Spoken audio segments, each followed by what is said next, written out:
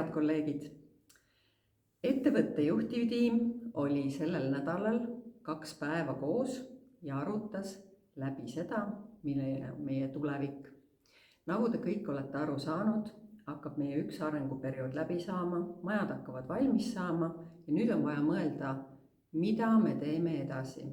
Ja selleks me olime täna kohal siin Kesk-Eestis ja arutasime, mis on need teemad, millega me kindlasti peame edasi minema, millele peame tähelepanu pöörama, mis on täna meie tugevused ja mis on täna meie nõrkused.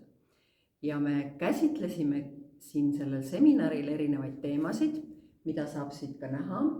Käsitlesime juhtimisteemat, käsitlesime personaliteemat ja töötajate teadlikkuse teemat. Väga olulisele kohale osutus ka meie klientide ja elanike ja nende perede teema. Ja ühes väga suure teemana käsitlesime me kogukonna avatust meie elanikele.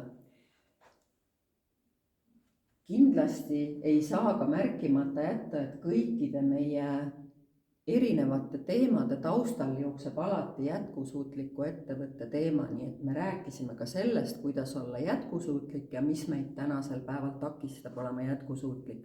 Rääkisime majanduslikust olukorrast ja erihoolekande arengutest.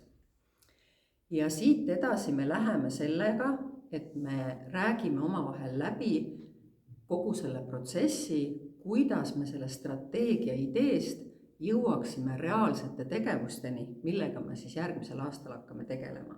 Me kindlasti hoiame teid ka edaspidi kursis, kaasame teid kõikidesse protsessidesse, samamoodi näeme me vajadust kaasata meie elanikke, kes on kõige paremad teadjad, milline nende elu peab olema. Ja üheskoos paneme paika plaanid, kuidas kliendist saaks kodanik. Aitäh teile ja nägemist!